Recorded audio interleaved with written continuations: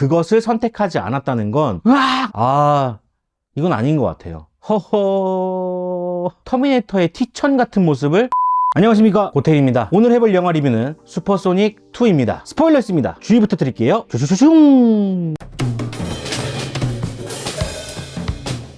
영화 리뷰에 앞서서 짧은 감상, 후기 한번 해보도록 하겠습니다. 이번 영화 슈퍼소닉 2는 게임인 소닉 더 해지호그를 실사화한 버전이라고 보시면 되겠습니다. 이전에 소닉 1편이 있었죠. 그것의 속편입니다. 비슷한 영화로는 실사와 애니메이션이 결합된 영화들이 뭔가 비슷하다고 볼 수 있겠죠. 스페이스잼, 명탐정 피카츄, 패딩턴 등이 있을 것 같습니다. 저는 어떻게 봤냐면요, 제가 1편도 리뷰를 했었는데 1편에서 좀 유치하다는 느낌을 많이 받았던 것 같아요. 성인 타겟이라기보다는 아동 타겟에 더 가까운 그런 영화였다 생각이 들었었는데, 이번 영화 마찬가지로 조금은 아쉬웠던 영화가 아니었나. 원작 요소들을 좀 더 가미했다는 점에서 장점이라고 느낄 수 있었고, 연출에 대한 고민이 전작과 비슷하게 별로 없었다는 점에서 아쉬움이 남았던 영화였습니다. 자세한 이야기는 뒤에서 더 다뤄보도록 하겠습니다.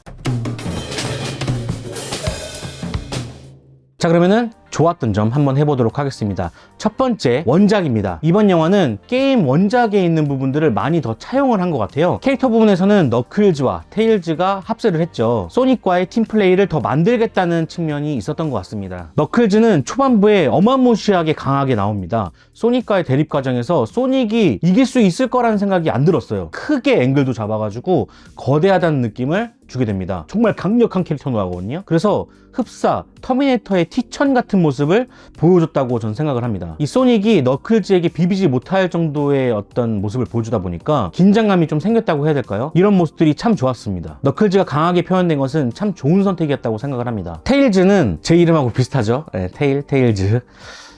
테일즈 같은 경우는 조력자로 나오게 되는데, 슈퍼소닉에서 이야기하고자 하는 메시지를 담은 캐릭터가 아마 테일즈가 아니었나 생각을 해보는데요. 테일즈하고 소닉하고 잠깐 대화를 나누는 장면이 있었어요. 왜 나를 찾아왔느냐. 그때 테일즈의 얘기를 유추해보면은 아마도 이 영화는 공존에 대한 이야기가 아닐까 생각을 해봅니다. 소닉과 인간의 관계, 에그맨과 너클즈의 관계, 소닉과 너클즈의 관계, 소닉과 테일즈의 관계, 이런 모든 관계들을 보면은 다양한 관계 속에서 어떻게 공존할 것인가, 이런 이야기를 하고 있다고 생각이 들었습니다. 이런 이야기를 테일즈가 내뱉어요. 아마 이번 영화의 테일즈의 어떤 목적이 아니었을까. 이제 아이템으로 들어가게 되면은 마스터 에메랄드가 나오죠. 원작에서 나왔던 그 보석, 이 마스터 에메랄드가 나오게 되면서 에키드나 종족과 롱클로의 관계를 또 자연스럽게 보여주면서 역사를 설명하고 있죠. 이제 앞으로 슈퍼소닉이 계속 이어나가야 될 텐데, 그것에 원동력을 주는 게 마스터 에메랄드가 아닐까 생각을 해봅니다. 저는 이 소재가 나올까 생각을 했었는데 나오더라고요. 되게 반가웠던 그런 소재가 아니었나 생각을 해보고, 다른 한편으로는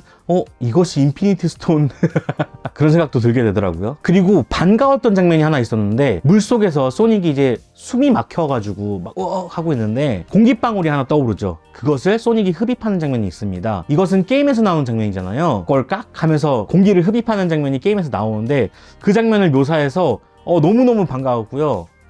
이런 거 계속 나왔으면 좋겠다 싶더라고요. 게임 안에서의 요소들을 가져옴으로써 게임 유저들한테 반가워할 만한 그런 소재들을 많이 보여줬다. 그런 측면에서 좋았다고 생각을 합니다.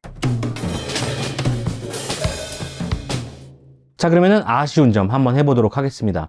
첫 번째, 스피드입니다. 이 소닉 시리즈가 게임이나 영화에서 가장 아쉬운 부분이 스피드입니다. 스피드가 주 무기인 캐릭터인데, 이 스피드를 구현하는 방식 자체가 굉장히 올드하고요. 이 스피드 연출에 대한 고민이 덜한 것이 아닌가라는 생각을 하게 됩니다. 감독이 이것을 간과하고 있는 것 같아요. 소닉이 스피드가 빠르다는 건 빠르게 목격을 하고 빠르게 대응을 할 수 있다는 게 이 소닉일 텐데, 소닉이 처음에 배트맨 흉내를 내면서 도시를 지키는 모습이 나오거든요. 강도를 때려잡는 모습이 나옵니다. 이 장면에서 아이러니한 것들이 많이 나왔어요. 이제 소닉이 차를 몰면서 앞으로 가고 있는데 사람이 한 명 쑥 튀어나오게 되죠. 그때 소닉의 반응이 으악 하면서 놀라는 장면이었거든요. 그러면서 핸들을 꺾는데, 소닉은 스피드 캐릭터입니다. 슈퍼소닉 1편에서 사람들이 막 이렇게 움직임이 덜할 때 혼자서 막 스피드 있게 지나가는 모습, 그런 모습들을 보면은 이 소닉은 이 사람들의 시간과 다른 움직임을 보일 수 있구나 라는 걸 알 수 있습니다. 여기서 소닉의 정답은 빠르게 그 사람을 확인하고 놀라지 않아서 빠르게 핸들을 꺾음으로써 바로 피해 나간다. 이것이 정답일 건데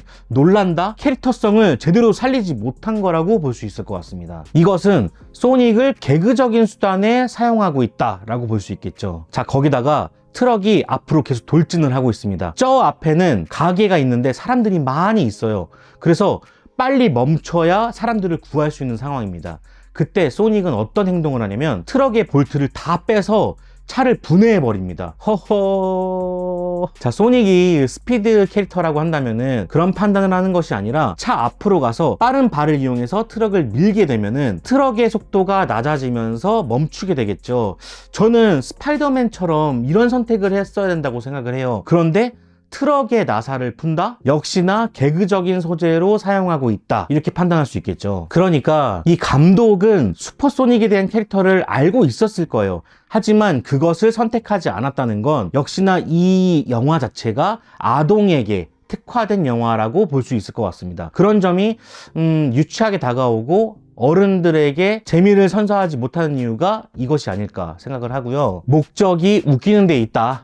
이렇게 보시면 될 것 같습니다. 그리고 스피드를 담아내는 방식이 대체로 먼 곳에서 카메라를 찍으면서 소닉의 잔상들을 찍는 방식으로 소닉의 스피드를 묘사하고 있습니다. 아니면 슬로우를 걸어서 다른 주 배경들은 거의 멈춰 있고 소닉만 움직이는 형태로 보여주고 있죠. 다른 영화에서도 표현하고 있는 방식을 그대로 차용하고 있거든요. 그렇다 보니까 스피드 캐릭터가 주된 영화에서 이것에 대한 묘사의 고민이 덜하다는 느낌이 계속 들게 돼요. 스피드를 살릴 방법을 더 고안하고 있지 않다. 이런 점이 굉장히 아쉬운 거죠. 마블이나 DC 영화를 보면은 퀵실버나 플래시 같은 경우에 이 둘의 캐릭터를 살리기 위해서 스피드를 어떻게 살릴 것인가, 그것에 대한 고민이 엿보이거든요. 그런데 이번 영화는 주댐이 스피드인데도 불구하고 그것에 대한 고민이 덜했다. 굉장히 안일하다라는 생각이 들게 됩니다.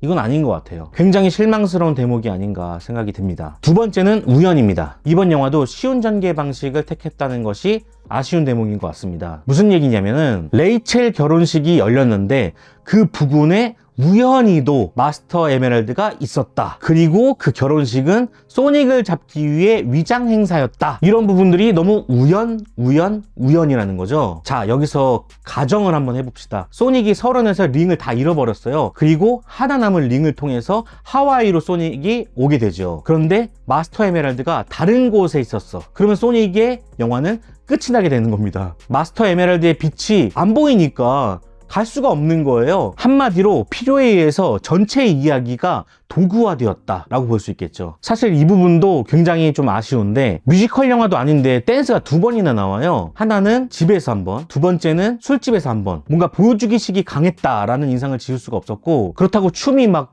특출나거나 대단했다라고 보기에도 되게 애매하거든요. 댄스 장면 두 장면이 없어져도 줄거리에 전혀 이상이 없죠. 그런데도 껴넣었다라는 건 아동들에게 좋은 모습을 보이기 위해서 그런 것이 아닐까라는 추측이 가능하게 되죠. 결혼식 장면, 댄스 장면 이런 것을 넣을 것이 아니라 좀 더 줄거리에 맞는 그런 상황들을 더 많이 보여줬으면 어땠을까라는 생각이 들게 됩니다. 우연에 우연이 겹치다 보니까 굉장히 유치하게 전개가 되었다. 세 번째는 유사입니다. 영화를 보다 보면은 너무 많은 레퍼런스들이 들어갔다는 생각이 듭니다. 이것이 패러디인지 아니면은 오마주인지 잘 모르겠지만 어쨌든 너무 비슷한 장면들이 많이 나와요. 에그맨이 버섯을 이용해서 커피를 끓인 장면이 나오는데 이것은 패딩턴에서 봤던 것 같고요. 도넛맨이 하와이로 떠나자마자 소닉의 행동은 나홀로 집에 1편과 비슷하게 또 연출을 하죠. 그 설산에서 일어나는 광경들은 트리플 X가 또 떠오르고요. 소닉이 물 위를 달리는 장면 같은 경우에는 인크레더블 그리고 겨울왕국 2가 또 생각이 나고요. 사원에서 함정을 피하는 모습들은 인디아나 존스가 또 떠오르게 됩니다. 로보트닉의 거대한 로봇을 상대할 때는 소닉과 테일즈 그다음에 너클즈가 이제 포즈를 잡으면서 앞으로 달려나가려고 하거든요. 이럴 땐 또 파워레인저 같더라고요. 소닉이 원조인 경우도 분명 있습니다. 하지만 먼저 그것을 시도한 영화들이 많았기 때문에 사람들의 뇌리 속에 박혀있단 말이에요. 그래서 더 나은 장면을 보여주지 않으면 이것을 베낀 것이 아닌가? 이것의 패러디 아닌가? 이 정도로 생각하고 넘어간단 말이죠. 더 나은 모습을 보여주지 못했기 때문에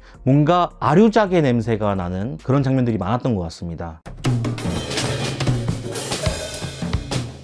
자, 그러면은 제 별점 남기고 끝내보도록 하겠습니다. 제 별점은요, 많이 아쉽습니다. 아쉽지만 저같이 좀 나이 든 사람들 말고 좀 젊은 친구들이나 아이들이 보면은 굉장히 좋아할 만한 요소들이 많을 거라고 생각해요. 과거의 영화들을 본 것도 아니고 새로 접하는 것들이기 때문에 흥미로운 요소들이 굉장히 많을 거라고 생각을 하고요. 가족물로서는 상당히 좋은 영화였다 생각을 하고, 다음 시리즈부터는 아동 타겟이 아닌 좀 성인 타겟으로 만들면 어떨까라는 생각을 해봅니다. 소닉을 볼 사람들은 세대 교체가 되긴 돼야 돼요. 과거에만 머무를 수 없습니다. 그래서 계속 새로운 사람들을 유입해야 되는 건 맞는데, 결국엔 소닉을 보는 사람들은 새로운 층이 아니라 과거에 소닉의 영광을 같이 맛봤던 30대, 40대의 사람들이 아닌가 생각이 들어서 우리 세대들을 좀 달래줄 영화가 필요하다 라는 생각을 해보게 됩니다. 자, 그래서 제 별점은 5점 만점에 2점에서 2.5점인데요. 저번에 소닉 1편 리뷰했을 때는 제가 2.5점 줬던 것 같아요. 이번 역시 2.5점 드리도록 하겠습니다. 팬들의 나이들도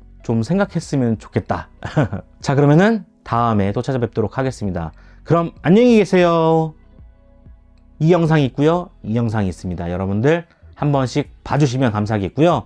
제 채널은 멤버십 가입자들이 만들어주고 있습니다. 여러분들 항상 감사드리고요. 멤버십 많이 가입해 주시면 감사하겠습니다.